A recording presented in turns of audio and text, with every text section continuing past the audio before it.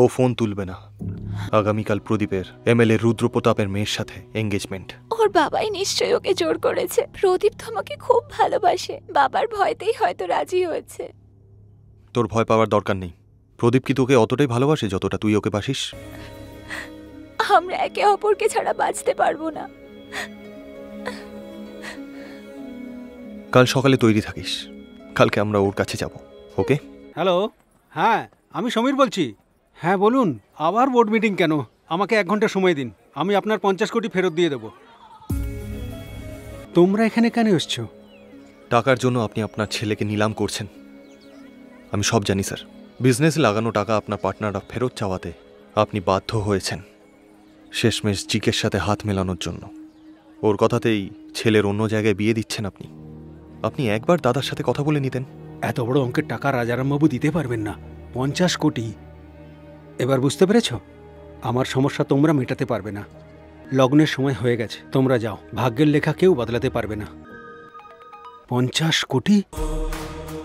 বাবা, 50 কোটি টাকা? স্যার, এখন টাকা আপনার অ্যাকাউন্টে, আপনি আর কোনোভাবে বাধ্য নন। এবার আপনি কি করবেন? মশাই, শুভ মুহূর্ত বেরিয়ে যাচ্ছে তো।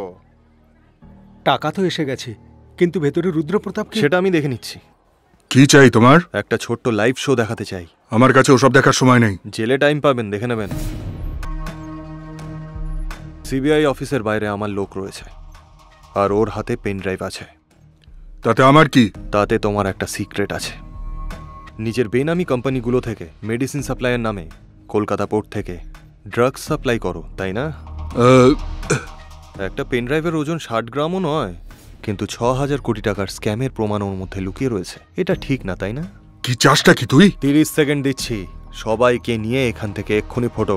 আর ওই পেন ড্রাইভটা? বাড়ি পৌঁছে পেন ড্রাইভ হাতে পেয়ে যাবে। হ্যাঁ, চলো চলো, তাড়াতাড়ি চলো, তাড়াতাড়ি বেরো, তাড়াতাড়ি তাড়াতাড়ি। আপনার কাছে একটা সামান্য হেল্প চাই স্যার। হ্যাঁ বলো বাবা।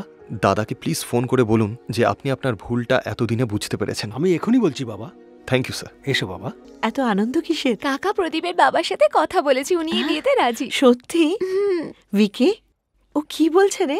সত্যি বলছে বৌদি। এই ম্যাজিকটা তুই করলি কি করে? ম্যাজিকের মতনই কাজ করেছে, এক ক্লিকে 50 কোটি। 50 কোটি? রাজেশ্বরী, বেআই মশাই আশীর্বাদের জন্য রাজি হয়ে গেছেন। উনি ভুল স্বীকার করেছেন, বললেন আশীর্বাদটা সেরে ফেলুন। হাতে মাত্র 2 দিন সময়, কেনাকাটি করতে হবে, আত্মীয়দের নিমন্ত্রণ করতে হবে, অনেক কাজ পড়ে আছে। দাদা, আমার একটা রিকোয়েস্ট আছে। বল না। আমাদের বাড়ির অনুষ্ঠানে ভৈরবীর ফ্যামিলিকে ডাকতে পারি? ওনাদের শুধু ডাকতেই হবে না, প্রজাপতি অফিসে খুলতে হবে? এই তুই থাম তো। ডাকা তো উচিতই, এটা জিজ্ঞেস করার কি আছে? থ্যাঙ্কস বৌদি।